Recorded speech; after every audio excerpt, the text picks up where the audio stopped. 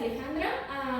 A mi equipo le tocó los trastornos de coagulación, que está conformado por Kevin, Jacqueline, Jesús y Luis. ¿Qué es la hemostasia? La hemostasia es un mecanismo de defensa de nuestro organismo que se activa tras haber sufrido una lesión que previene la pérdida de la sangre. Hay hemostasias primaria y secundaria. La primaria se activa las plaquetas para formar el trombo plaquetario, y en la hemostasia secundaria se activa el sistema de coagulación activando la fibrina, que la fibrina es uno de los 3 componentes principales de la coagulación, que es fibrina, eritrocito y plaquetas. El primer tema que vamos a hablar son los trastornos de coagulación y trombosis. Bueno, como introducción, la trombosis es una patología del sistema circulatorio. Esta trombosis pues se forma por un coágulo llamado trombo, que por lo regular se da en la vena profunda pues, de la pantorrilla pues, de la persona. Esta patología en algunos casos va a desencadenar una embolia, que se conoce como tromboembolismo pulmonar, que es cuando la coagulación de sangre se mueve de su lugar de origen y corre por todo el cuerpo hasta llegar al corazón y puede causar la muerte. La trombosis venosa es la tercera causa de muerte cardiovascular después del infarto agudo de miocardio y el ictus. Esta trombosis pues, se puede prevenir y tratar. Las personas que han sufrido trastorno de trombosis venosa pueden complicarse debido a la aparición de trombosis recurrente por una presencia del síndrome postrombótico, caracterizada por insuficiencia venosa crónica. La epidemiología es similar entre hombres y mujeres. Los parámetros están entre los 30 y los 49 años, que es del 2 al 3% de entre 10.000 personas. Después viene el parámetro de 70 a 79, con la probabilidad del 20%. Los incidencias del 30 en pacientes que son intervenidos quirúrgicamente y el 50 que son sometidos a prótesis de cadera. Esto da en México un promedio de 400 a 500.000 casos de trombosis por año. Bueno, como se había dicho en factores de riesgo, ¿cómo suceden estos coágulos? En inmovilidad. Es cuando las personas, digamos, oficinistas o guardias de seguridad o personas que llevan un tiempo muy largo parados, se empieza a formar este tipo de coágulos. ¿Por qué? Porque las venas no tienen una buena movilidad, no ejercen ese movimiento que va a permitir que la sangre pueda estar circulando por todas las partes. En lesiones normalmente suceden o se presentan en choques automovilísticos. ¿Por qué? Porque al momento de ese impacto puede que haya una herida interna que nosotros no la podamos ver, y como el cuerpo necesita parar ese sangrado, se va a formar ese coágulo o ese trombo. En cirugías mayores podría ser de cadera, ya que al momento de estar realizando este tipo de cirugías puede presentarse una herida, puede presentarse una fisura que tenga que necesitar esa coagulación. Los cardíacos es cuando el trombo o el coágulo lo tenemos y el corazón lo va mandando o lo va guiando a una parte del cuerpo, y pues ahora sí que sería ese problema. En venas varicosas, eso ahora sí que puede que todos lo conozcamos, ya que normalmente se presenta mucho en el área de la salud, con las enfermeras, con los pacientes y hasta con los mismos médicos, ya que no tenemos esa movilidad como se dijo en el primer caso, y normalmente lo vemos con las venas varicosas que se presentan demasiadamente. En la obesidad, ese es un caso normalmente muy dado, ya que las personas al momento de tener un sobrepeso mayor o pasan un tiempo determinado de sedentarismo en sus casas, o en sus autos, en cualquier lugar, porque no se pueden mover o no tienen esa facilidad, las venas ahora sí que no ejercen esa circulación demasiado y tienen el problema para generar, ahora sí que la necesidad de generar trombos o coagulaciones. Y por último, el tabaquismo.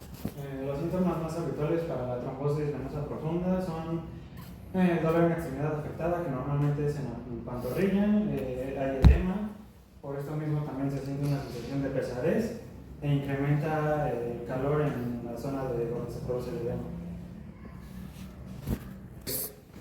En intervención en la enfermería lleva a cabo medidas farmacológicas, administración de heparina por vía subcutánea o bien anticoagulantes por vía oral.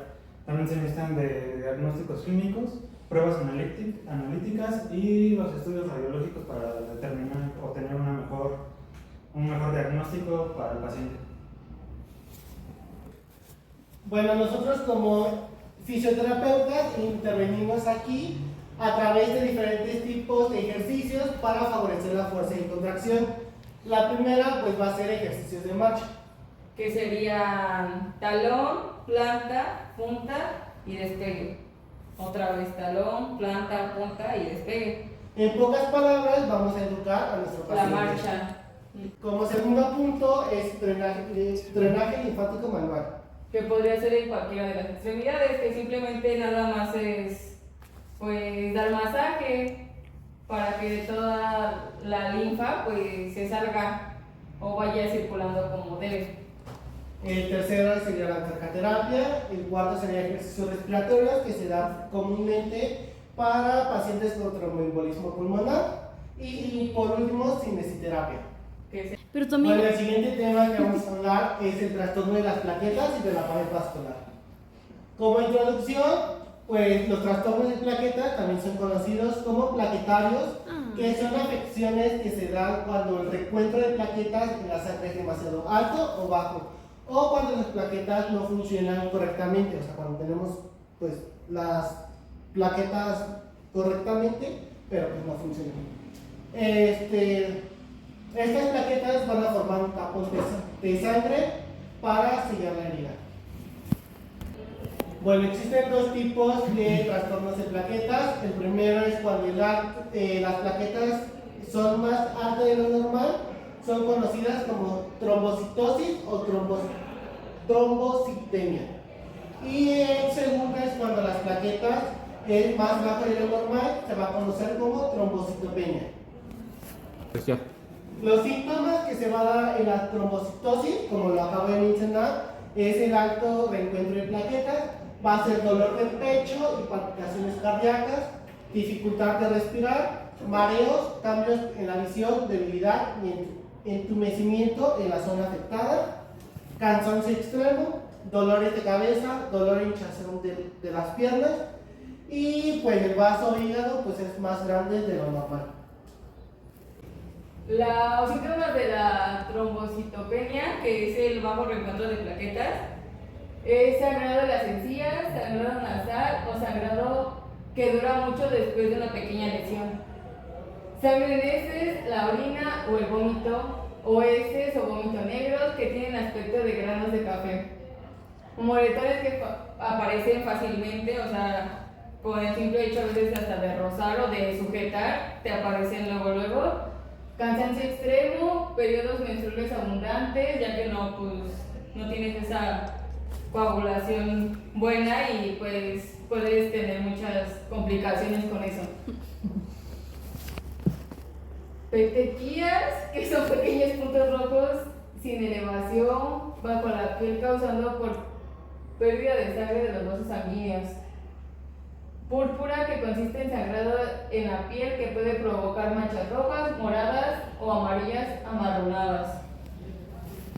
Bueno, como siguiente serían los factores de riesgo. Estos son causados tanto por genética, leucemia, radioterapia, quimioterapia, consumo excesivo de alcohol, aumento del tamaño del brazo, consumo de ciertos medicamentos.